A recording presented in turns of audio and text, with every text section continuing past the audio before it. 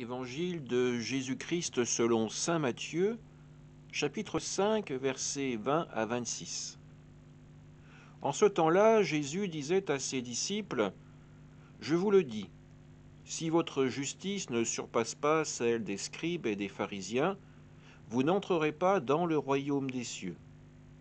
Vous avez appris qu'il a été dit aux anciens, « Tu ne commettras pas de meurtre. » Et si quelqu'un commet un meurtre, il devra passer en jugement. Eh bien moi, je vous dis, tout homme qui se met en colère contre son frère devra passer en jugement. Si quelqu'un insulte son frère, il devra passer devant le tribunal. Si quelqu'un le traite de fou, il sera passible de la géhenne de feu. Donc, lorsque tu vas présenter ton offrande à l'autel, si là tu te souviens que ton frère a quelque chose contre toi, laisse ton offrande là devant l'autel. Va d'abord te réconcilier avec ton frère et ensuite viens présenter ton offrande. Mets-toi vite d'accord avec ton adversaire pendant que tu es en chemin avec lui, pour éviter que ton adversaire ne te livre au juge, le juge aux gardes, et qu'on ne te jette en prison.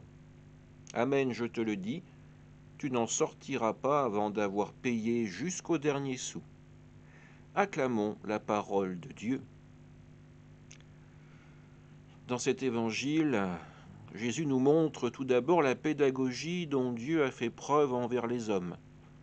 Il leur a donné des commandements, des lois, afin qu'ils puissent réfréner l'envie de violence, de meurtre qui existe dans le cœur de chacun.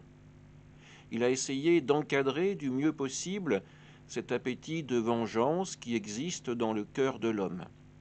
Et avec Jésus, eh bien, c'est le commandement de l'amour qui doit prendre le dessus. Si tu as quelque chose contre ton frère, laisse là ton offrande, va retrouver ton frère, fais la paix avec lui, et alors tu seras en mesure d'offrir véritablement cette offrande au Seigneur.